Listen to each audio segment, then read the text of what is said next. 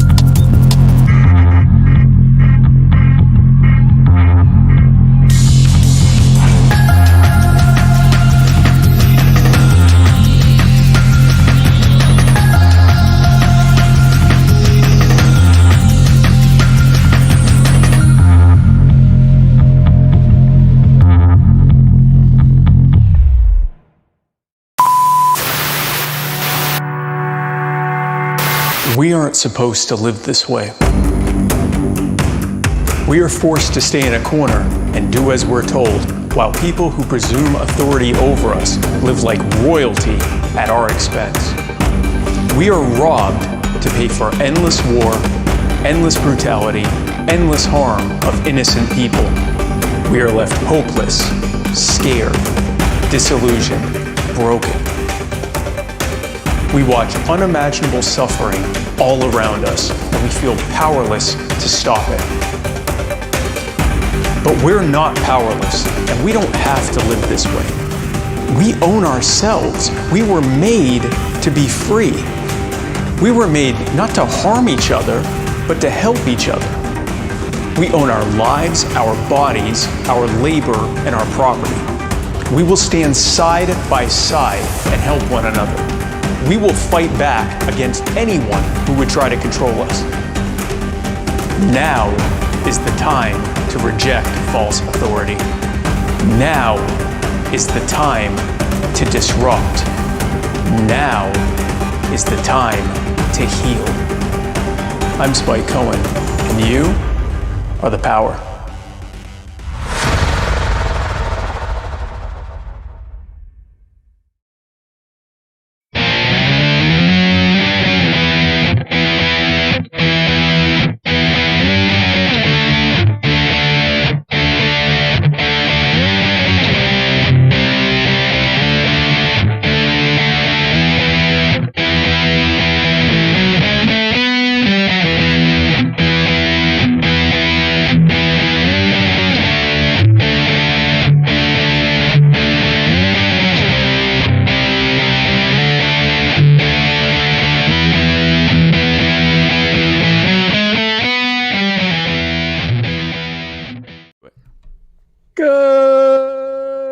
Good afternoon, or good evening, and welcome to the Vanguard. For Spike Schmendrick Lamar Cohen, I am Matt Wright, and together we are traversing the muddied waters of freedom. Schmendrick Lamar. That is good. I like that one. Hey, everybody, how are you doing? Welcome to the show. Matt, how are you doing? After calling me Schmendrick Lamar, how are you? How was your week? My week's been good. You know, I did all the things and the stuffs and the whatevers, and yeah. How about you? I have had quite a busy week. I call several dozen people a day, sometimes over 100 people, and it's starting to show. I'm looking forward to this contest happening and us going into the general election. You are wearing a Spike Head shirt. Yes, I am. I did not notice that before. That's because I was wearing something over this shirt before. That is amazing. That, by the way, folks, is available on verminsupreme2020.com. You go to /shop, and it's right there. You can order it. It's only $19.50, and you can have my head on a shirt with no explanation as to who it is or what it's about. It's just... Now, I will say that the day that I got this shirt,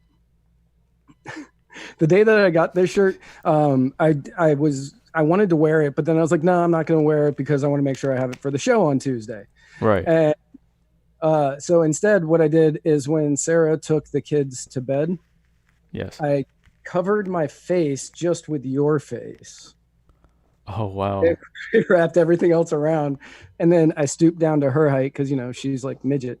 And I stared directly at where she would be walking out and stood there motionless for 15 minutes. I don't know how long I was there. It was a long time. And the next thing I heard was, God damn it, Matt. She's like, a giant-headed spike has broken into my home. Oddly, it's about the same size. Oh. Yeah, it's close. Oh, no, you're right. Yeah, it's not that big of a difference. That is funny.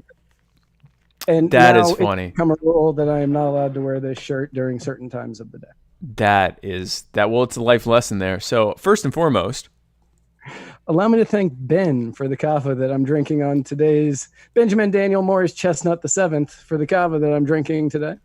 And allow me to thank Bleu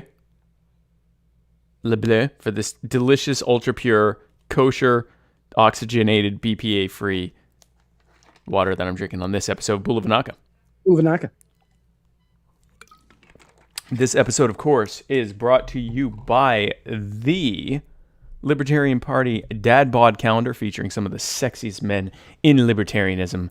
Be sure to get one today. It's only $12 shipped. Great social distancing tool. Keep people away from you by just having lots of sexy libertarian men that you can hang from your fridge or anywhere you would hang sexy libertarian men. This episode is also brought to you by the Libertarian Party Waffle House Caucus, the fastest growing caucus in the party that is related to waffles. This episode is brought to you by Murder Hornets, who promise to kill you and everything that you love, and also made us, they basically sponsored us by promising not to kill us. So They will kill you, but not us. And then this episode, as always, is brought to you by Henry McMaster, who is a bitch. He's a bitch. Matt? I don't know the man. So He's a bitch. He's a bitch. And this episode is brought to you by Chris Reynolds, attorney at law, personal injury attorney. Chris Reynolds, attorney at law. Chris Reynolds. If you have a personal injury in the Tampa Bay, Florida area, Chris Reynolds. Go to chrisreynoldslaw.com and get you some Chris Reynolds. Thank you. Chris Reynolds said, Matt's been happy all day, I'm sure, in that shirt, which he knows. He saw me earlier. And he punks his girlfriend with the shirt. He's already obtained his value. Yeah, no, the value for this shirt was literally obtained day one. Oh, just from being able to do that to Sarah. Yeah, no, anytime that somebody is going to scream "God damn it, Matt" at me, that means that it is worth the $19.50, the $19.50 plus shipping. Right. That you paid $22 after everything. Yeah, that's fair. That's good. Well, I'm glad that I could provide you that joy and that I guess horror, abject terror to your girlfriend there. So speaking of abject terror, due to the recent outbreak of the coronavirus, at the White House, literally just a few people, have been worrying about Trump catching the disease, but Trump says no fear. Is that right, Matt? Yeah, he says no fear. He has been taking his own advice and taking hydroxychloroquine. Not the fish cleaner version. Not the fish cleaner. Actual malaria drug version. That's no fear. Yeah, that's good. So he has been taking that. Of course, we may remember the story of the man who died from taking it's actually I don't think that's hydroxychloroquine. It's chloroquine phosphate or something like that. Yeah, something like that. Something like that. Anyway, but so it's the same basic compound or whatever, but a little bit different. And his wife fed him the fish cleaner. They said they took it together, or she said they took it together because Trump told them to somehow. But then I guess that's not the case. Is that Matt? Is that right, Matt? No, we covered this in an episode about a month ago, I think. I don't really remember. Yeah. And it turned out that she was a huge supporter of Hillary Clinton. She's a huge donor. Well, not a huge donor. She's a donor. Right. Comparatively to the amount of money that she allegedly makes, she's a huge donor. Huge donor, right? Right. To Democratic candidates and different organizations. Well, and we kind of talked about this a little bit, but why would somebody who's a huge Democratic supporter and donor listen to President Trump, especially after making posts talking about how President Trump is stupid? And then drink fish cleaner. And drink fish cleaner based on his recommendation of taking a drug that is not a fish cleaner. Robin Dominic says, not seeing this live on YouTube. Yeah, okay. So yeah, you should be able to see it live on YouTube. I'm looking right now. It should be coming up. I'll double check while you talk about the chloroquine. And we sort of reference. I'm looking right now. Yeah, no, it's on there.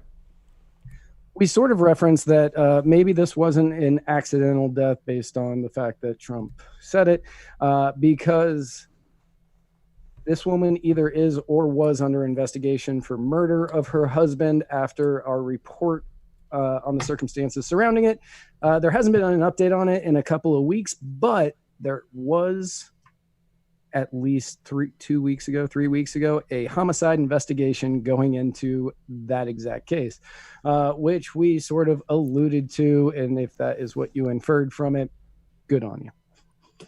Well, that's good. And of course, speaking of people who ingest questionable things, the editor of the Communist Mouthpiece, the Global Times in China, who well known for eating questionable things that can sometimes end up turning out bad, they tweeted out that Trump was leading the U.S. response with witchcraft, and that the Chinese people would have rioted by now. President Trump is leading the U.S.'s struggle against pandemic with witchcraft. And as a result, more than 90,000 people have died. If I were in China, the White House would have been burned down. If it were in China, the White House would have been burned down by angry people in China. In China. I will say that tweet has since been deleted. Yeah. Because suggesting burning down a building in China is in itself illegal. Right. Yeah. A top government building, and you're going to recommend burning it down. Yeah. So that's been deleted, oddly, because the government would probably murder all of your loved ones if you decided to riot in China. Everyone in your neighborhood would suffer as a result of you even suggesting such a thing. I would be interested to find out what is the fate of the individual who tweeted that in the first place. Be a good indicator of what would happen if one was to burn down the Chinese government building, the Chinese White House, if you will. There's a joke there that I definitely will not tell. Yes, there's a lot of jokes there. There's a lot of jokes that I don't tell anymore because I'm running for public office. And that's insensitive, Matt. That's true. You're going to love later. I'm sure I will. Many members of the Democratic Party have also spoken out about Trump taking the malaria drug. Chuck Schumer appeared on MSNBC's Morning Joe to rip Trump about his claims of taking hydroxychloroquine. And we have video. And what he did last night is just an example, as you mentioned. It's reckless to tell people he's using hydrochloroquine. All the experts say, at best, it doesn't help. So what about senior citizens who don't go to the doctor, who take hydrochloroquine listening to the president? And at worst, it hurts you. So I don't know why he did it. Maybe he has family or friends who own part of the company. It's not unlike this president. Someone at Mar-a-Lago or someone on the phone tells him, oh, this is a good company, and he just talks about it. Maybe he did it to divert attention from all the bad things happening. And maybe he's just lying. This president doesn't tell the truth. He may be taking this, he may not. What he does is whatever suits his ego at the moment. What a weird thing that he didn't go with the possibility that he actually is taking it because he's an idiot. Yeah. Like, of all the things, I mean, yeah, all those other things are potentially likely, but why not go for the real low-hanging fruit that he's actually is taking it because he bought his own crap and he's not smart. Right. That's the angle I would have gone with. Yeah, instead of going with, oh, he's doing this for his ego. Or, to make money nefariously. And again, those are possible. But I think the much with, the applying Occam's razor here, I have a feeling that the most likely outcome is that he is actually taking it because he does actually think that it does actually work. And I think that's the likely thing here. But not to be outdone by Chuck Schumer, Nancy Pelosi appeared on Anderson Cooper to rip him, and she forgot, of course, she what was it? She gave him a hard time about his weight or something? Yeah, she gave him a hard time about his weight. We actually just have the clip from that one. We do? We yeah. Oh. Hold on. We do. Well, why don't you describe what we have in a clip very briefly? Oh, there it is. So you're going to have Anderson Cooper ask a question, and then you're going to have Nancy about President Trump taking hydroxychloroquine, and then Nancy Pelosi. You're going to notice a cut in there, which I did put in there because it's Nancy Pelosi talking about how great Anderson Cooper's new son is, and since that had nothing to do with the question, I did cut it out. It also took like a minute and a half, so I cut all of that out just for time. Okay, well, I now have this breaking news, everyone. I have this clip, and for the first bit, Matt and I aren't going to be able to hear it, but you will, and then eventually we will too. And that way, Matt won't keep saying there's no audio because there is. They can hear it. So we're going to now play that. Saying that he's now taking hydroxychloroquine. Are you concerned? As far as the president is concerned, he's our president, and I would rather he not be taking something that has not been approved by the scientist, especially in his age group and in his, shall we say, weight group. What is morbidly obese, morbidly obese, morbidly obese, morbidly obese. I think it's not a good idea. That's pretty cool how she did the remix thing where she said he's morbidly obese, and got closer to the camera each time. Morbidly obese, morbidly obese, morbidly obese. I'm gonna start doing that. Yeah, I had fun with that video today. No, it was fun. That was fun. That's definitely, I think, a great way to spend your time is to edit Nancy Pelosi videos, and then that way that's just seared into your brain. Now, of course, she has, and in doing that, she completely forgot about the whole healthy at any size. She didn't. We are healthy at all weights and size. She's calling out the president for being morbidly obese, even though. So, if you take a look at it, according to his latest doctor records, he has a 30.8 BMI, which is obese, but morbidly obese is like a 42, according to the BMI chart. Morbidly obese. That's a beat. That is a beat. That's a beat. I was definitely. That's a trap beat. Morbidly obese. But now, of course, Nancy Pelosi really should not. I don't even want it to. I'm running for office, Matt. I'm running for office. But yes, Nancy Pelosi should definitely not be complaining about anybody's weight. So, good. It's going to get even better. Speaking of the coronavirus and CNN.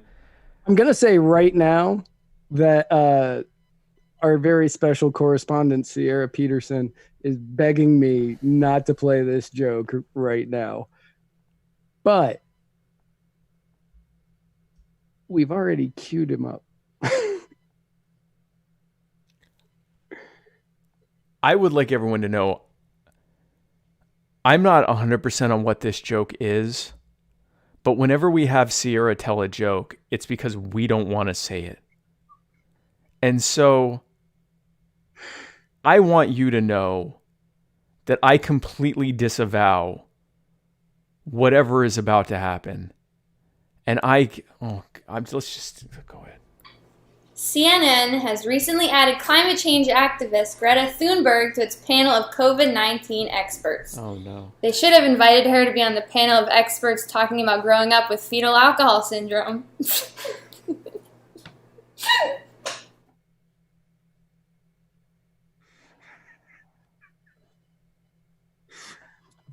So, everybody, Spike's running for VP.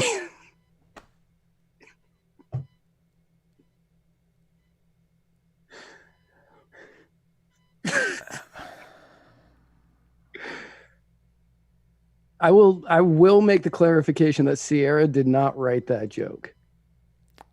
I also did not write that joke.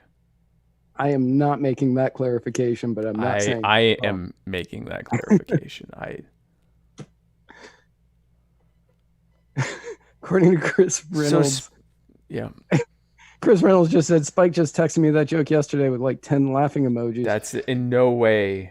I will see you in court. And speaking of personal injury, our next segment, which is also a personal injury, is, of course, the personal injury attorney, Chris Reynolds, attorney at law, anchor call-in moment. If I lose this nomination because of that stupid damn joke... If you lose the nomination because of that joke, I will honestly consider it the greatest joke I've ever written. He just admitted to writing it, by the way, everyone. So 100%. If there is a joke that Sierra is telling, I'm the one that wrote it. I will. That is correct. Happily. I definitely. Holy hell, man! All right, so with we're just gonna moving forward in life. We're not looking back. That we're leaving that behind in the first half of 2020. So the way the personal injury attorney, Chris Reynolds, attorney at law, anchor call-in line works is you can go to anchor.fm/muddied waters and press the leave a message button or send message button. I think it's just message. Oh, it just says message. And you can leave messages and we will air them right here and answer any questions that you have or any concerns or anything else. And so we have two of them today. From the amazing, beautiful laser legend himself, Matt Hicks, and then from Vermin Spike 2020 campaign wunderkind, Dan Faust. And so we will start with the question from Matt Hicks. Hang on. Hey guys, this is... What? Matt Hicks wanted to be introduced as, hang on a second. Matt Hicks, a.k.a. fucking Nick Sarwark up one word at a time, a.k.a. Laser Legend. A.k.a. Laser Legend. Okay. And so here is the Laser Legend's question. Hey guys, this is Matt Hicks calling on the Chris Reynolds, attorney at law, personal injury attorney, something call-in line. My question is for my next vice president, Spike Cohen. Hi. Would you please, for all of us out here in Radio Land, explain to us how it is you intend to reach those who are not in the Libertarian Party when you are nominated to be the next vice president? Hashtag Laser Legend. Hey, thanks for that question. Hashtag Laser Legend, Matt Hicks himself.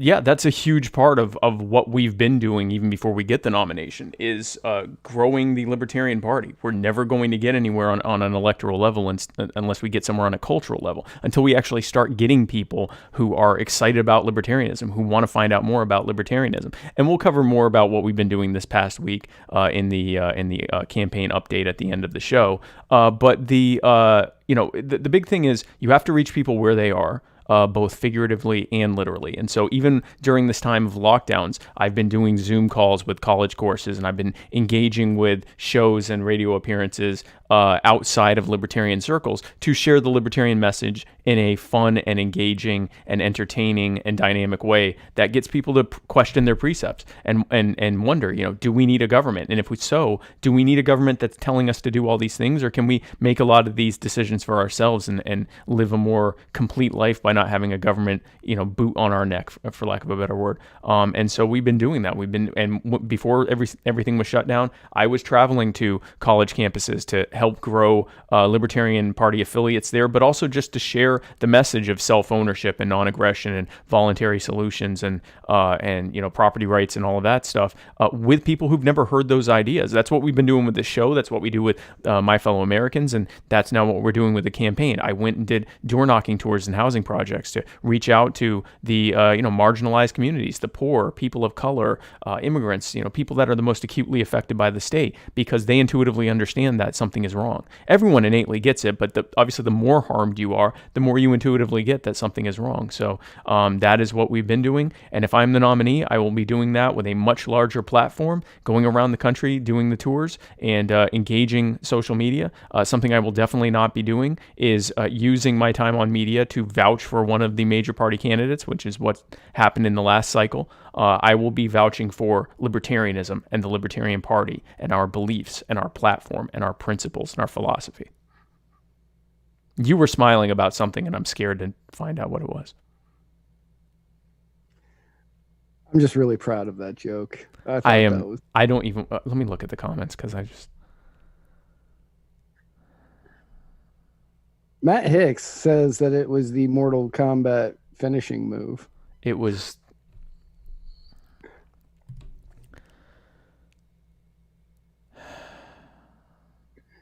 Andrew Helmstetter says it was pretty tame. Okay. Yeah. Yeah. Just trying to get nominated, folks. Thanks. So that's but that, to answer your question, that's what I've been doing. That's what I have continued to do. That's what I'm going to do, honestly, regardless of whether I get the nomination or not. The big difference is if I get the nomination, I'll be doing the same thing. I'll just have a much larger platform. If I do not have the nomination, I will be spending several days or several weeks probably at the beach before I get to work. And so I'll have a nice tan, probably be a lot less stressed out, just overall general better quality of life. And but I'll still be doing it, obviously not with the same size platform. But either way, I'm doing the same thing. I'm going to help grow local campus affiliates, help get people solid on the principles that are new baby libertarians, help bring people into the party, help bring people into the movement, start working to change the cultural conversation so that we can start seeing cultural changes work their way down to political changes, and so that we can actually get the solutions that we want. So I hope that answers that question. And again, I do not write the jokes that Sierra tells. I'd like to just clarify that again. And so this question is from Mr. Dan Faust himself. Hello, Muddied Waters. This is Dan Faust, taking a break from delegate calls to leave a message and a question for Spike Cohen, my next vice president. Spike, I've seen this question come up on social media lately, and it sparked a decent amount of discussion. I just was curious, what's your take on candidates who are running for the vice presidential nomination who have made a conscious decision to avoid any debates where they may be discussing why they're running or their positions? Thanks. Have a great night. Hey, thanks. So first of all, I just want to brag on Dan a little bit. Did you hear that buttery smooth radio voice that Dan has there? That man has called hundreds of people on mine and Vermin's behalf and to help spread the message of what we're trying to do, calling delegates and reaching out to them. He is indispensable. I don't even want to know what you're looking at. I have to look. Chris Reynolds says, sheesh, Spike really likes going to colleges to talk to young girls. There were go back to the pictures. There were many people. There was this narrative that when Stephen Messina tried to start, that I only wanted to talk to a specific demographic of people, a very specific demographic of people at the college. The pictures he took disprove that lie. Only with massive confirmation bias could you conclude what he despicably even suggested in the first place. It's not true. I spoke to everyone. I spoke to everyone of all various genders and colors. Thank you. That's the truth. Stephen, why? No. It was not specific. It was it was everyone. I spoke to everyone. I was a man of the people. And Stephen took the pictures to prove it. So you were not coerced. You were not coerced. Don't do this. Not here. So, Dan, to answer your question, it is unfortunate that there are some candidates who are basically refusing to debate. Now, we're going to have a VP debate on Thursday, I think at like 9:30 Eastern. We're going to have one because you sort of have to. And I'm not sure how that's going to play out. I don't know if these particular individuals are going to refuse to debate then, which would be interesting. Not sure how the delegates are going to see that. I have to think they're going to do it. They're going to have to debate, right? They would have to debate. Like, how would that look to say we're not going to debate, and then it's me and like, it might just be me. Mm-hmm. Because you have to get like 30 debate tokens. It might just be me. Yeah, I think you're going to have to. You're definitely going to have to debate. Or, well, not you. You're obviously going to, but anybody who is saying that they aren't going to debate is going to have to stand up on that stage and debate. Sit down in their home. Sit down office. right here on the internet where I am and debate. Yeah. And they're going to have to debate. Like Cassie Whitner. I think it's Whitner. Yeah, I believe it's Whitner. I owe her a phone call, by the way. I don't know if it's Cassie or Casey, but I owe you a phone call. So we're definitely going to get on that soon. She's saying, where did that go? Monologue. Yeah, just monologue. And you could do it. You could monologue for I could talk. I literally talk for hours at a time every single day of my life. So I could definitely, if I'm the only one that shows up and they ask me the questions, I'll just walk up and hit every softball out of the park. I mean, I can't imagine. They would have to debate. There's no way. Andrew Helmstetter says, hopefully they don't, and it looks horrible. I mean, listen, I can't see how it wouldn't, because some of the people who are refusing to debate right now are already getting backlash for it. And I've been pretty magnanimous about it, because I'm not trying to be like, you're a chicken. Like, it's not about that. It's about the delegates deserve to hear from us, not just individually giving our platform, without it being scrutinized at all. We deserve to be compared and contrasted directly using the same questions and the same terms and conditions, and to allow the delegates and the voters and the viewers to tune in and ask their questions. And it is unfortunate when you consider that there's another presidential debate going on right now. There's one every single day this week. There's been like 50 debates or some ridiculous thing like that. And there's been one VP forum that wasn't really a debate, but I mean, it kind of was a debate, with the Mises Caucus, which, not for nothing, earned me the Mises Caucus endorsement. Just mentioning that. But so, I think we need to be able to have that discussion. I did not admit, Jason, to knowing Stephen Messina. I just mentioned, I guess I did. Yeah, you mentioned that you were at least with him. Oh, no. I was thinking about it, and I really wish you had done this. But for your shirt. This is not that serious. I think that this would have been... I think that this would have been a much better... I swear to God, if I don't get the nomination, everyone here is my enemy except for Casey. Okay, everyone, I love Casey, and I guess Sean and John Luke. Really just Matt, and probably Chris Reynolds. Jessica, if you want a Spike shirt, you go to Vermin. Oh yeah, Steve Messina. Well, I don't know him. I definitely don't. Oh, I don't know him either. Jessica, Spike shirt, you go to verminsupreme2020.com/shop, and it is there. No, Jessica, you're definitely not on my crap list if this all goes south. I would say that Matt is. And I guess Steve Messina, who I don't know. And Jason. And Chris Reynolds, yeah. Jason on the air put his microphone over his eye and started calling himself Spike Crenshaw. Yeah, I saw that. I saw Spike Crenshaw. I saw that. That was kind of ableist, but okay. I whatever. I don't even care. So this was a short show. Bye, everyone. No. So, we kept this show very short, obviously, because this is the final days of the convention, or final days up to the first half of our bifurcated convention that we have. It's bifurcated. It's a bifurcated rump convention. The rump has been bifurcated. And we are in the first furcation of that bifurcation. Furcatism of that furcation. Bifurcation. We're doing the nomination this weekend.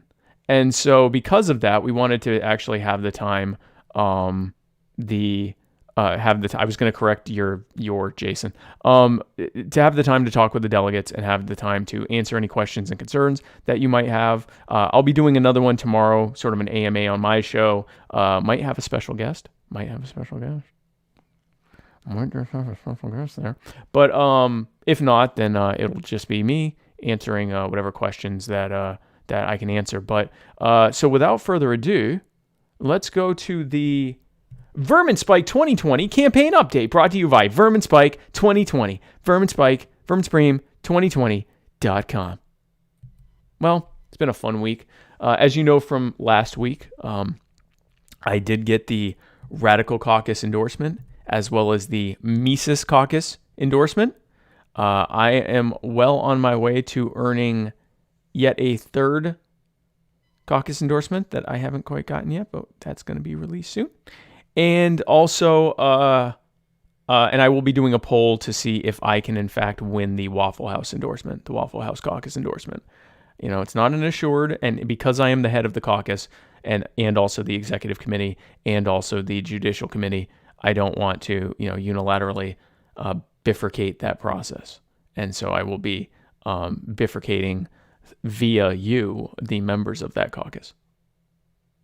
So, but we did get those. I've gotten well over 100 endorsements from, major figures within the Libertarian Party and movement. I got the endorsement of Hody Johns of We Are Libertarians. I got the endorsement today. I'm calling it an endorsement. He all but endorsed us, of Chris Spangle, the head of We Are Libertarians. The Kim Ruff, the former presidential campaign, former presidential candidate, Kim Ruff. Of John Phillips Jr., who was Kim Ruff's running mate. He endorsed me. Got another endorsement that I can't wait to tell you about from the most famous libertarian in the country right now. Just got that earlier today. And he's legitimately the most famous libertarian in the country and the world. Would you not say that? I would say, yeah, right now he probably is the most famous libertarian in the world. Yeah, I got that earlier, so I'll talk about that in a minute. But we, so I got several dozen endorsements from delegates, state affiliate chairs, state affiliate vice chairs, and secretaries, and everything else. People really just legitimately coming out and coalescing behind me as a candidate, and I greatly, greatly appreciate it. I am incredibly humbled by the whole thing. Elected officials, libertarian elected officials like Deborah Altman in New York City and Richard Manzo in New Hampshire. Richard Manzo is, of course, famous for becoming the library commissioner, and the following day, the library shut down and have remained shut down for over a month now. And so now we're trying to get him on the Hillsborough County, New Hampshire, make him the commissioner of their treasury, the treasury commissioner, so that he can shut the treasury down. And then eventually move him on to the President of the United States, where he will actually shut down the entire federal government. He is unfortunately only 21 right now, so we'll have to wait 14 years for that. Or actually, I guess 16 years, because you have to wait till the next cycle. Anyway, so just many, many, many endorsements. They keep coming out of the woodwork every single day. I just got another one, Joshua Arnone. I think it's Arnone, is that correct? As the chair of the Piscataqui County, Maine. I endorse Spike. Chase Oliver, who endorsed me as the chair of the Libertarian Party of Atlanta, has just said that the Libertarian Party Star Trek caucus endorses Vermin Spike, but only because with time travel comes warp drive. Exactly. So, I mean, this is how it's been going on for the past week or so. When Justin Amash dropped out back on Saturday, we had a huge influx of people joining the Vermin Spike campaign as a result of that.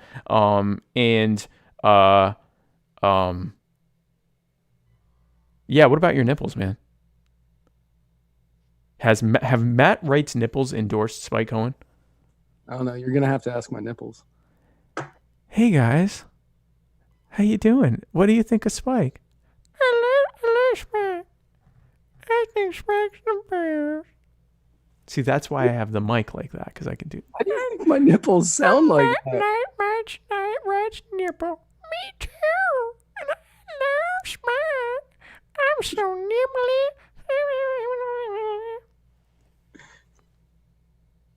Yeah, so my nipples don't feel pain, so of course they endorse Spike. Oh, man. And actually, I will say that as a now officially I Hate You Spike card-carrying member of the Libertarian Party. National. You're welcome, Vermin Supreme. I also endorse Spike for VP. As a actual unwitting member. Unwitting member of the Libertarian Party, not just of Georgia, but of the National Party. National Party. Got my card in the mail today, and I saw it, and I went, crap. Happy birthday, Matt. I didn't want to join the party. Happy birthday. So proud of you. So we got those endorsements, and we put out 2 ads. And we actually used them in the intro, and we'll play them again during the outro. But we put out 2 ads in the past week. One has gotten over 100,000 views, and one has gotten something like 60,000 views. And they have a bunch of people that were on the fence about us have been turned just by watching these ads. One is a minute long, and one is a minute and a half long. It's 2.5 minutes that have completely flipped people. That's how good they are. So I'm going to play them again now, because if you're watching and haven't been flipped, you need to be flipped. So you're going to watch this. Chase Oliver, the hot dog is a sandwich caucus, endorses Spike Cohen. See, the endorsements are just rolling in. Many of them are just Chase, but I'll take it, because I can put that on a meme and say, yet another caucus has endorsed me. Breaking news, the Smoked Salmon Caucus, of which I am the chair, unwittingly appointed, has just endorsed me. Thank you. Bass wants to know what cabinet position is Matt guaranteed when you win the election. And that, I think, is actually the most important question that has been asked today. We talked about that, aren't you? You're doing press secretary, right? VP press secretary? That sounds right. Yeah, he's going to be my press secretary. Which basically means we're just going to do this show on the White House lawn every day. We have questions. No. Hold your questions till Hold on. We're going to tell you what happened this week first. Yeah, hold your questions until the personal injury attorney Chris Reynolds line has been fully... Call them into anchor.fm. Yeah, call your questions into anchor.fm. And so then, and you know how that mic is real low? We were talking about in the last episode. We'll make them talk it into the mic, and then we'll make fun of them as we listen to it. We're like, oh, what do you think about the recession? We'll do it like that. So that's definitely... Matt Hicks says he wants to be the VP hype man. You sort of already are. Right. Chris Reynolds says the Tilapia Caucus is on the fence. I don't want hate group endorsements. Okay? I don't want that kind of element associated with my need negativity in your life. I don't need that kind of negativity in my life. Don't talk to me. I don't need the freaking shitfish Shane caucus over there. I don't need that. So here are the ads that we played. Here's the first one, which is called You Are the Power.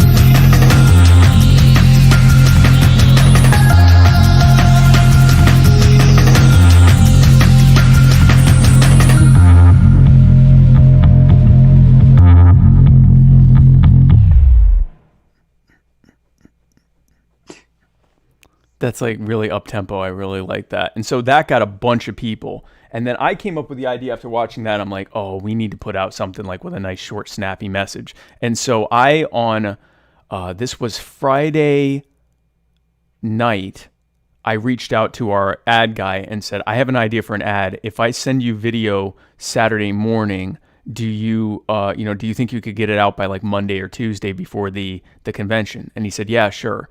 And so I put together my video and sent it to him to make into an ad.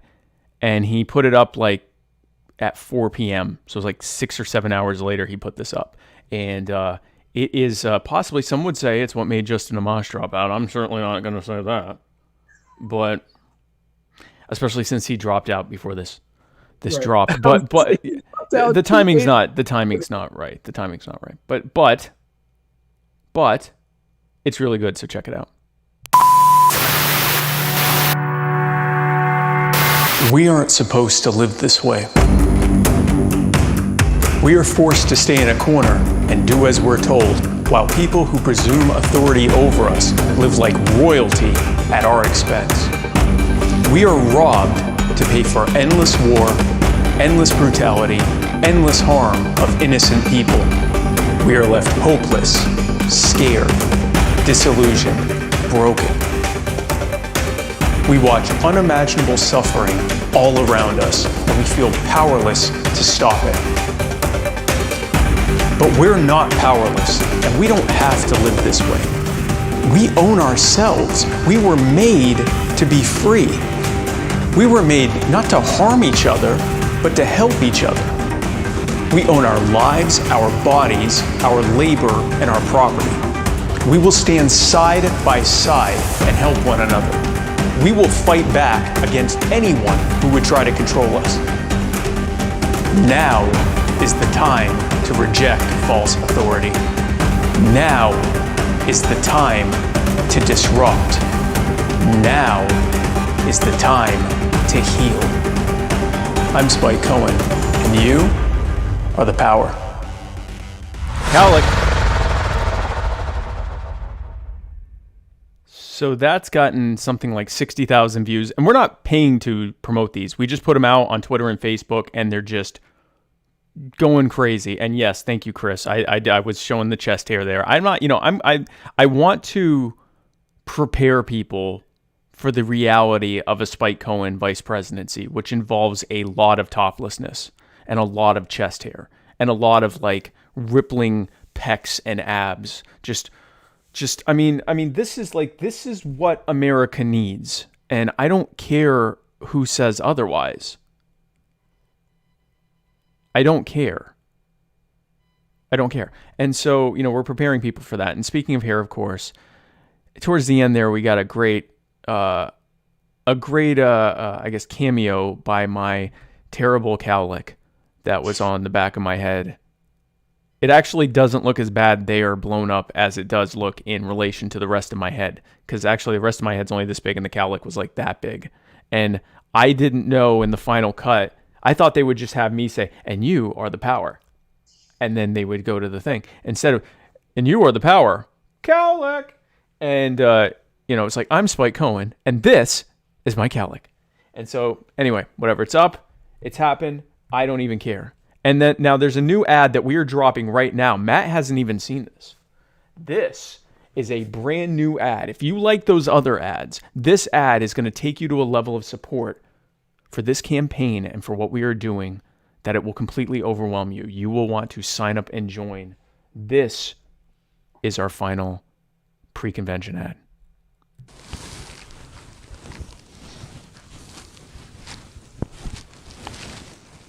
I have 100% seen this. Oh. Well, you sent it to me. Shh.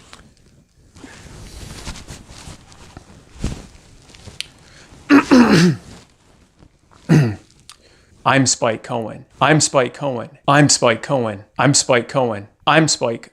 I'm Spike Cohen. I'm Spike Cohen. I'm Spike Cohen. I'm Spike Cohen. I'm Spike Cohen. I'm Spike Cohen. I'm Spike Cohen. I'm Spike Cohen.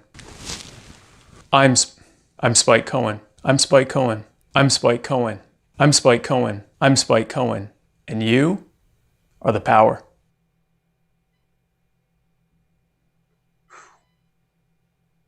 No cowlick on that one, by the way.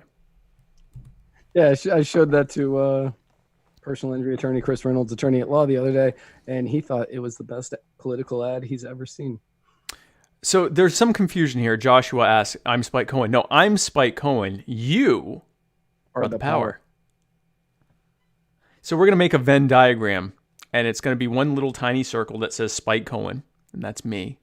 And then there's going to be this much larger circle that constitutes all 7.5 billion people besides me that are on the planet, and that's going to say the power. And then in parentheses, you. And so, and they won't touch. There won't be any overlap. There'll actually be quite a bit of distance because I am Spike Cohen. And you are the power. So you're not the power. I'm not the power. I'm Spike Cohen.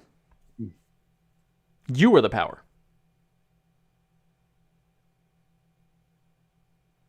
I'm not the power, though. No, you are the power. I'm Spike Cohen.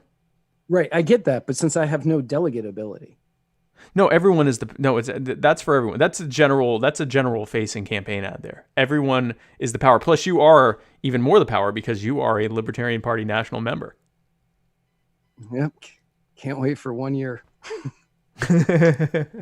No, you have to keep signing up. I need to get re-endorsed after nominated, in 4 years for re-election when we need re-election for 4 more years of Vermin Supreme and Spike. You as a non-member of the Libertarian Party. I can endorse you as a non-member of the Libertarian Party. It shows outreach to outside of the party. I'm going to sign you up again. Because you deserve it. You don't spend it all in one place. So let's go through some of these questions and stuff. Basically, people asking if they're the power. Yeah, the Venn diagram will actually be social distancing because I'll be over here as Spike Cohen, and at least 6 feet away will be everyone else. The power. You. Matt, I'm not reading that, Matt Hicks. There is no way I'm going to read that on the air. I allowed sweet little Sierra to read that joke, and I will not read what you asked me to read. Yeah, no, I just saw it. I will not read that live on the air. If Sierra wants to call in and read it, she can. Yeah, Sierra, you want to call in? Here, I'm going to give Sierra the phone number. Send Sierra the phone number so she can call into the Hangouts and give that joke if she wants to. If she doesn't, then let's just not. All right, cool. So, yeah, so that's... Well, why did you wait to drop an ad 1 week before the vote? For maximum effect. Now everyone's paying attention. This is what's interesting, Chris, and I didn't get it. Now that, making the calls and stuff, a lot of people weren't returning our calls. Now people are returning our calls and actually returning calls that we had left weeks before because now they're paying attention. And it's very interesting. I think we sometimes get caught up so much in what happens on social media, we forget that the vast majority of delegates, forget the voters, but the vast majority of libertarian delegates, they haven't really tuned in. They knew that there was Vermin Supreme, and they thought, and we've had so many people that are like, oh, did Amash drop out? Oh, okay. Oh, you're running for VP? I didn't even know who was running for VP. Oh, is such and such running for VP? No, they're not. Oh, okay. Well, I had no idea. And they're just now tuning in. So we have done this for maximum effect because now delegates, knowing that it's coming up time to do this, have gone and looked into who is running. And so we put it at what we believe is the perfect time because this has been our arc has been pitch perfect in terms of getting the level of support and momentum that we need for election day, for the convention day. So I feel very good about what our timing was. And, we're just putting stuff out there, contacting as many people as possible. If you are a delegate, you got an email from me just a couple hours ago. And I know that it was just a couple hours ago because a couple hours ago, my phone started blowing up. So I will be returning calls and text messages as much as I can, as quickly as I can. So I definitely look forward to that, and because I love talking with the delegates. I love you so much. I love you. Love you. So, Casey Whitener, which glad I learned how to say that. Casey Whitener, help someone who doesn't know a lot about Vermin understand why you're aligned with him. I still have research to do, but Matt Hicks is lobbying hard for your camp, so I'm here. well, thank you, Matt and Casey. That's an excellent question. So this time last year, when I heard that Vermin was running for the nomination campaign, first of all, I'm a big fan of Vermin's. I've been following him since, I believe, 2008. It was either 08 or 2012, but I think it was 08. And I've loved him. I thought he was perfect. I totally got the joke. I got behind what he was doing. I thought he was hilarious. I loved the attention he was getting. I cheered him on when he would get, fourth place and third place in the primaries, even though literally all he was doing was walking around with, a pony and yelling from an air horn or whatever, from a loudspeaker or whatever. And so I have always been a fan of his.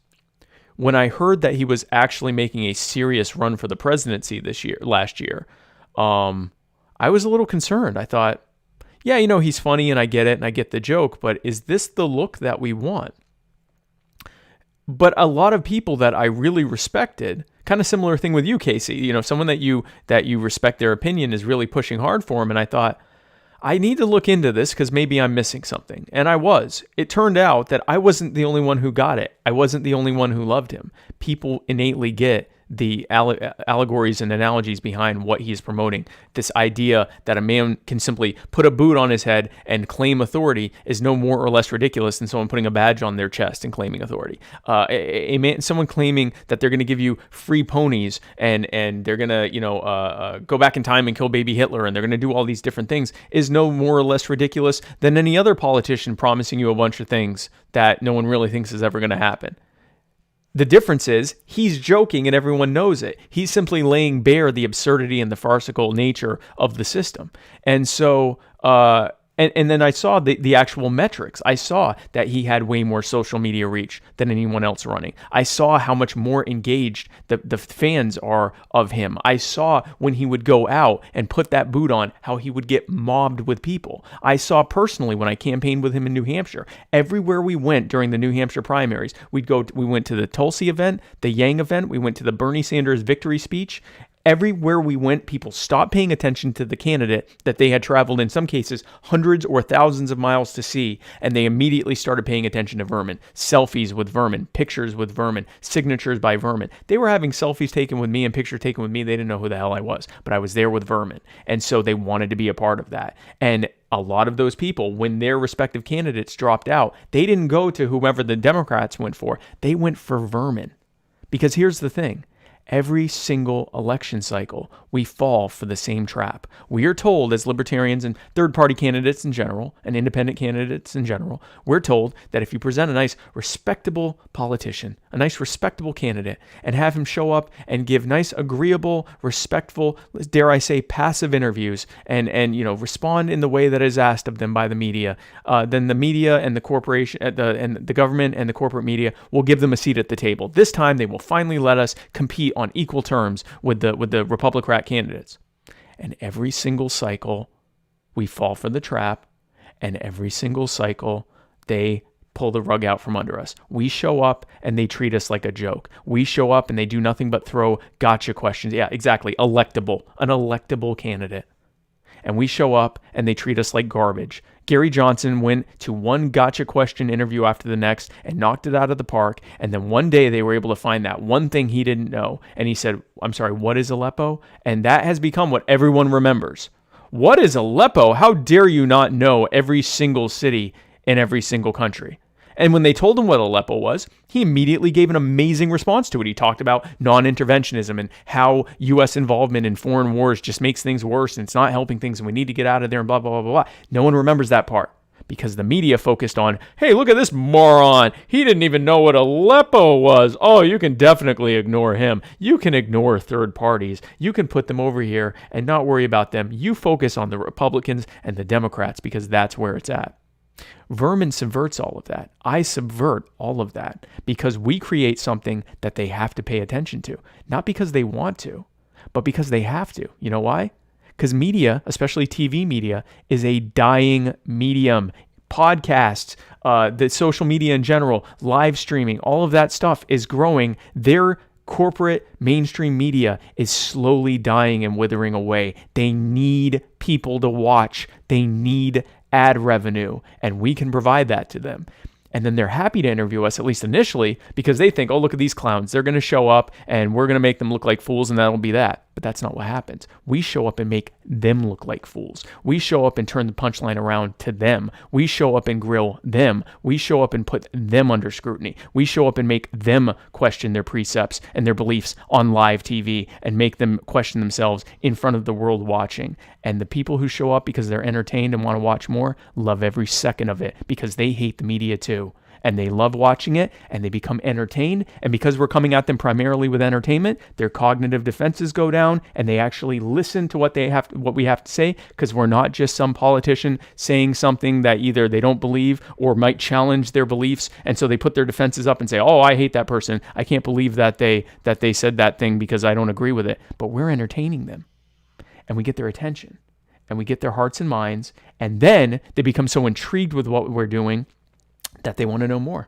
They reach out to us and say, well, what did you mean by that? And you know, what are you really doing? You can't possibly just be doing this as a goof. You know, you're an actual party nominee. What is it that you want? And that's when we hit them with the real message. We talk to them about the actual libertarian message, that you own yourself, your life, your body, your labor, your property, that we will stand with you against anyone who tries to take those things from you, including government. And that we are here to stop the bad, centrally planned decisions that the Republicrats have given you, that have created this dystopian nightmare that we live in now, and have made us increasingly more vulnerable to things as bad as food security and income security, that have completely left behind entire generations of people, and have completely left in the dust most of the population, at the expense of that population, to the benefit of a small and dwindling minority of incredibly wealthy and powerful cronies and their government controllers. That is what our message is. And we will be able to give that message by getting their attention, entertaining them, lowering their cognitive defenses, portraying ourselves as empathetic characters who actually care about them, and then hitting them with the real message. We call it boot pilling, and it works 100% of the time. We just won, and the proof is positive. Last month, the Libertarian Party had a presidential recruitment competition where they gave a special link to each of the presidential candidates and invited them to bring people into the party to gauge who was able to recruit the most number of people that month. We brought in more than twice as many new recruits to the party as every other candidate combined. We demonstrated in just 1 month what we had been doing for months. And that is completely changing the face of the party by bringing in people that are just now learning about libertarianism because of us and because of our actions. That is why I am 100% behind Vermin Supreme. There are some other really good candidates who are very principled and are very good at articulating the message. And it will not matter if no one ever tunes in. And it will not matter if they show up and give agreeable interviews and get slapped all 10 ways to Tuesday or Sunday or whatever day you get slapped. 10 ways too, and get, you know, beaten up left and right until you know, it no longer matters, until they can just safely say, oh, yet another kooky third party candidate, you can ignore them. That's what will happen. We need to break that cycle. We need to break this, you know, us playing Charlie Brown to Lucy with the football, where they tell us, nope, this time we'll definitely let you kick the football. Okay. And we go up and we queue up and run up to hit the football and they pull it out from under us. This time we spike the football without even letting them give us a chance to kick it. That's what we do with Vermin Supreme. Let's boot pill America. That is why I believe that Vermin Supreme is our best pick, and why I believe I'm his best pick for running mate. We actually had a question come in off of muddiedwatersmedia.com. Oh, nice. Yeah, which anybody that ever wants to do that, go ahead. That's cool. Yeah, definitely do that. Go to muddywatersmedia.com and ask us there. Yeah. Where does the Vermin Spike campaign stand on the issue of Matt's vampire nipples? Listen, I don't want to condone that kind of thing. What I will say is we are believers in bodily autonomy. You should be allowed to put in or take out anything you want in your body, including the nerve endings in your nipples.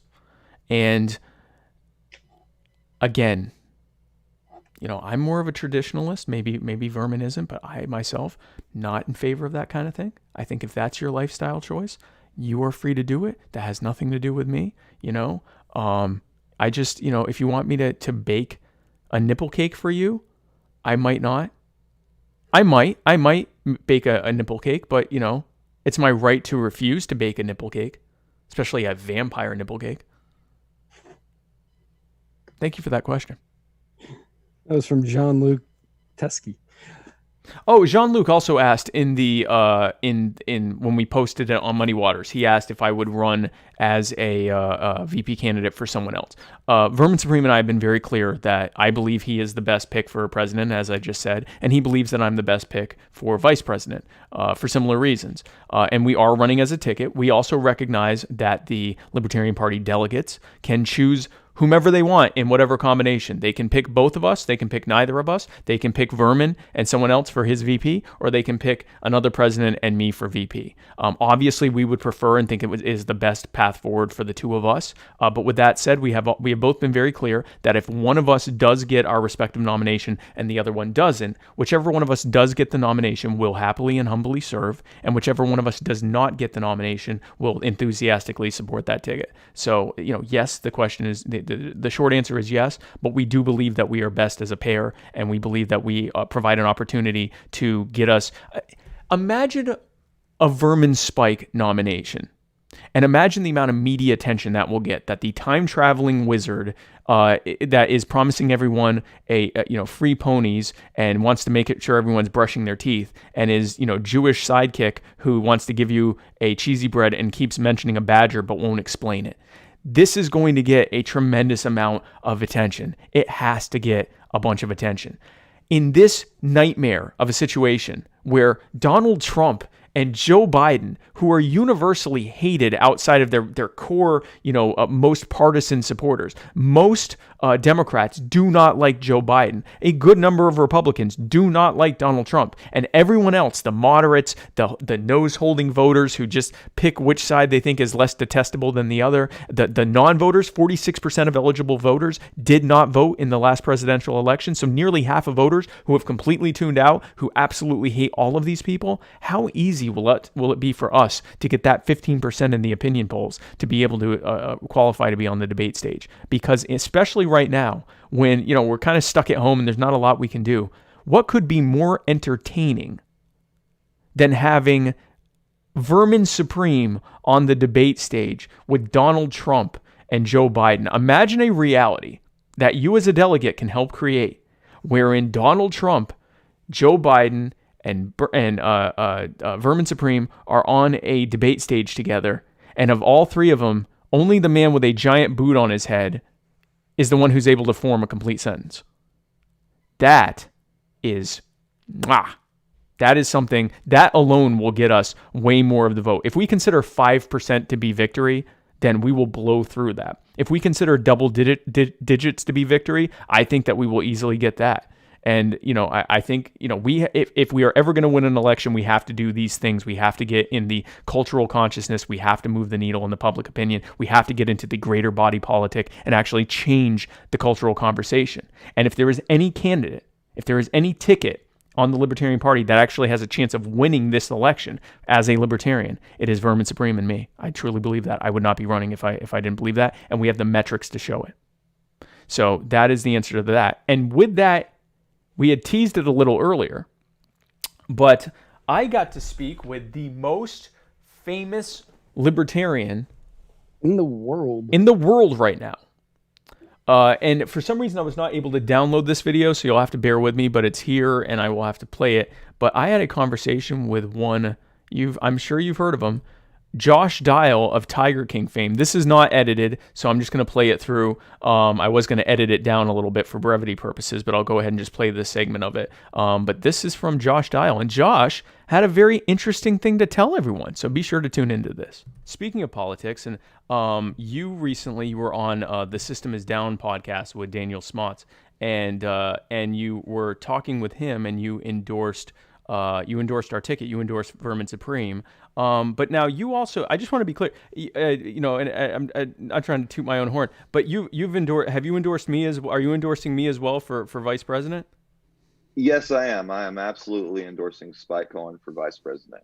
And, mind you, this is my first ever election that I have supported, this type of ticket. I'm usually a pragmatist. I usually go with the pragmatist ticket. As the years have gone by, as many libertarians will sympathize with me, as the years are going by, I find myself moving further and further away from maybe the pragmatist view, and kind of take the view of just a staunch libertarian who is not afraid of apologize, who's not going to apologize for our beliefs, but is going to stand up for them. And I saw no greater ticket than you guys. Well, that's fantastic, man. Thank you so much. And we agree. I mean, the thing with libertarianism is, the thing with any political or social change, the people had to be, who wanted to make changes, abolishing slavery, getting women the right to vote, civil rights, ending forced segregation, ending wars, things like that. The people who pushed those things did not present, scared half measures. They presented the entirety of what they wanted and demanded, and they agitated for change, and they used that, they leveraged that to get as much power and as big of a seat at the table as they could. And depending on how big of a seat at the table they got, then they could get some level of incremental change. Maybe they got 100% of what they wanted. Maybe they only got half of what they wanted. Maybe they got even less. But they couldn't get anything until they actually got a seat at the table. And they didn't get a seat at the table until they actually affected the greater public conversation, which is something you've done possibly more than any other single person this year. And I'm greatly appreciative of that. And so you see firsthand how, going and not presenting a watered down milquetoast version, but really just a very unvarnished version of what you believe gets a tremendous amount of attention. Yeah. And, really one of the biggest things I like about Chill's campaign is that you guys are campaigning to the young people. Yeah. And I don't see that in any other campaign. Maybe it's there and I'm just not seeing it, but you guys are really going to the young people of America, and you're speaking truth, which is great, because young people, they're smart. One could argue they're smarter than they ever have been. And they know when they're being lied to. So if we do go with our message and we try to water it down, they're going to see right through it. Exactly. And thank you. They're going to see right through it. And I think in order for us to be a major party going forward for the next 20, 30, 50, even 100 years, we have to make sure that the new generation of voters know who we are and know what we actually stand for. Well, and I agree 100%, and I appreciate your endorsement. Let me ask you this. Are you, if you want to do these tours, if we do get the nomination, we're going to be going all around and agitating for the ticket and promoting the not just our campaign but the entire libertarian platform and all of the down ballot candidates. Is that something you'd be interested in joining us in doing our campaigning shenanigans? Absolutely. I think it would be one hell of a time. That is fantastic. That is awesome, man. We would love to have you. I know Vermin would love to have you as well. Okay. Not only did Josh Dial endorse me and reiterate his endorsement of Vermin, he's a prag who endorsed me. And he said that he is going to campaign with us if we get the nomination. So yet another sweetening of the pot. If you want to see Josh Dial out campaigning for libertarianism, verminspike2020.com. Or not .com, verminspike2020. We'll probably have to get verminspike2020.com actually, but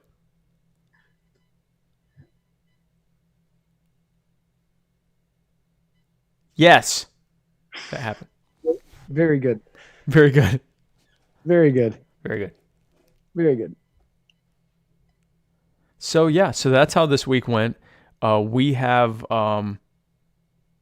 we have 2 days left. 48 hours from now, actually pretty much right at 48 hours from now, we will be doing the VP debate, I'm told.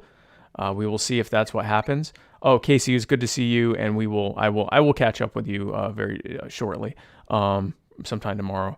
But we're in the final days, and we will see how it goes. On Saturday, we will be picking the nominee.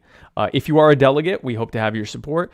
Please give us your debate token so that we can register, we can qualify for the debate stage. And please vote for us, and only us. Please vote for us for the nomination for president and vice president. And Chris, if you buy that web address, we're gonna have problems. Anyway, so yeah, we have so that's what we're doing. And if you are a delegate, you will probably hear from me, or you've probably gotten an email from me, and I welcome you to reach out and ask me any questions you may have. And if you're just waiting for us to get the nomination and support us in the general, we cannot wait. We are very much looking forward to moving into that phase of it. And we greatly appreciate your support. And so tomorrow on Wednesday, I will be doing an episode of My Fellow Americans, which will essentially be an AMA and call-in segment for people to call in, ask any last-minute questions before I do the debate the following day. And then I will be doing the debate on Thursday, the LNC bifurcated convention VP debate.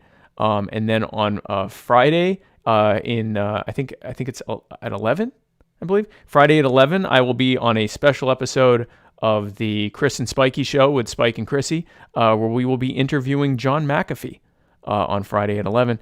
And yeah, I know. And then on Saturday, Friday at 11. Friday at 11 a.m. Oh, okay. Yeah, 11 in the morning. That makes more sense. That makes a lot more sense, yeah. And then on Saturday, Lord willing and the creek don't rise, Vermin Supreme and I will be nominated to be your next president and vice president of these United States. Are you? So I've actually been wondering this because I've seen stuff all over the social medias. Mm-hmm. Is it going to be known Friday who gets the nomination? Saturday. Yeah, Friday is when they're doing like credentialing and the nomination speeches. Kim Ruff is going to be doing my nominating speech, so be sure to tune into that, because I do believe they're going to live stream the whole thing for everyone else to watch. Yeah, so that's all going to happen on Friday, and then I believe Saturday is the actual day of the nomination. Because they also have to. This is technically part of the convention, so they have to allow for if the delegates vote to do other business. I don't think they're going to do other business because a lot of state parties state affiliates have written resolutions saying that if anything other than the presidential and vice presidential nomination happen, they will not recognize the results, and they will just nominate their own. They will place their own candidate of choice on their state ballot. And so that's probably going to prevent it from becoming anything else. But they have to allow for the time. So, Saturday, Chris, we have no idea what time. Like, I believe it's going to be morning, but I'm not certain. I think they're still working on all that stuff. And I've honestly been so busy with delegate service in the past week that I haven't even followed that part of it. I just show up when I'm told. So we will see how that goes. But I do believe it's morning for that. And then we will find out how this all goes. That will be completely off topic, but Gretchen Whitmer is saying that she's had open discussions with Joe Biden about being the VP. That doesn't surprise me. It'll be a stupid choice. It'd be a stupid choice because she's not popular right now, and all of the talk on the left that Joe Biden needs is that he needs to pick a progressive woman of color. Gretchen is arguably progressive. She is decidedly not of color. And if you don't pick Kamala Harris or Stacey Abrams, there's going to be problems. Like, it just is. Or I forget the lady's name that's in Florida. What's that? Val Demings. Yeah. Val Demings. The woman who was Obama's ambassador to the UN. I can't remember her name off the top of my head right now. Wasn't Obama's ambassador to the UN a redheaded woman, a white woman? No. She was a black woman. Oh, Susan Rice. Yes. I kept going. I knew it started with an S, and I kept thinking Stacey Abrams, and I'm like, it's not her. Stop! Don't think that. Stop thinking Stacey Abrams. Stop trying to make Stacey Abrams a thing. Yeah, Susan Rice. So that will be a terrible pick, which just helps us. Chris Reynolds wants to know what time we have the results now. Chris, don't know yet. As a very, very long time member of the Libertarian Party, I can say with some authority here, if they predict that it's going to happen at 1:00 in the afternoon, plan for 11:00 at night on the following day, on Sunday. Right, on Sunday. Yeah, I mean, this is going to be. This is a Zoom call with 2,500 people. 2,500 people.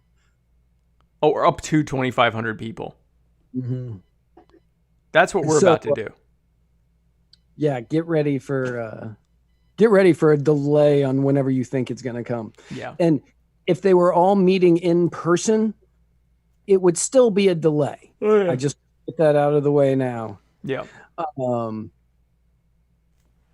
However, it being a Zoom call, it's going to be a longer delay. So whatever you would initially think for a just add extra hours. Yeah. Add a few extra hours to this. Yeah. So this is going to be. That's the worst Zoom call ever. Correct. Yeah, this is going to be. I mean, the people who organized it would tell you that this is going to be the worst Zoom call ever. It is what it is, and we're dealing with the reality that we're dealt. But no, it's not going to be fun. So we are going. It'll be fun when we get nominated, though. That'll be sexy, huh? Nice, sexy nomination. And so then that'll happen, and so we will then have maybe something fun on Sunday. You want to do a post-nomination muddied Zoom or something fun? Yeah, I'm down with that. Yeah, we'll do a post-nomination muddied Zoom. Let everyone tune in and hang out with us and instantly regret the choice they just made. Maybe not do that. Maybe wait a week to do that. Well, we'll see. We may do a special muddied Zoom on Sunday, and then we'll be back here for the Muddy Waters of Freedom with Matt Wright and VP nominee Spike Cohen.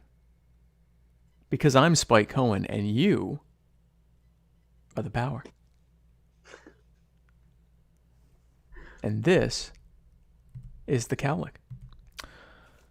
So, folks, Matt, if people are trying to find us on the internet, how would they do that? Really simply. You could, if you just want to listen to our sweet, sultry, buttery, smooth voices, you can head on over to anchor.fm/muddiedwaters, or you can just head on over to muddiedwatersmedia.com, where you can find this in every single episode, as well as links to every single one of our social media. All of our social media is so sexy social media, sexy media. And really, if you have a preferred platform, you just look for Muddy Waters Media and you'll find us because we're on it. So, well, guys, thanks again for tuning in. Vote for me, vote for me, vote for me. If you By the way, everybody. Yes. Head on over to Apple Podcasts, even if you don't use Apple, and give us a 5-star rating on that bad boy, but then give Spike a negative review. And in a later episode, Steve Messina will be reading those reviews. So make sure that you do that. So he has plenty of reviews to read. Right now, he's only running at about 4 or 5. That'll be perfect. Perfect. You got to let me down. After the nomination, I need to be kind of put back into my place, and that'll be a perfect way to do it, to have Stephen Messina read my hate comments, my hate mail. I'm sure they are. So if you are a delegate, really, even if you're not a delegate, VerminSupreme2020.com, Spike2020.com, at Real Spike Cohen on Twitter, Facebook.com/literally Spike Cohen, or if you're searching in the Facebook search, it's Spike Cohen, your next VP. And I would love to hear from you. If you are a delegate, especially, feel free to reach out. I know we only have a couple days left, but feel free to reach out on Messenger, phone, text message, whatever, email, all those things. Be sure to reach out, and be happy to answer any questions. I hope to have your debate token, and I hope to have your vote, your sole vote. Only vote for me and Vermin. And yeah, so we will see you in a week when I am hopefully your next vice president, and where we're going, we don't need roads. Our entire society has been disrupted. Let us not let it go back to the way it was. Let us not let ourselves go back to the way we were. Let us heal. Let us work together. Let us look to the future. Let us make a better world now, together. We don't have to go back to the old world. Disruption leads to innovation and change. Innovate now. Change now. Disrupt now. Let us no longer carry the things that do not serve us while we have this unprecedented moment in time.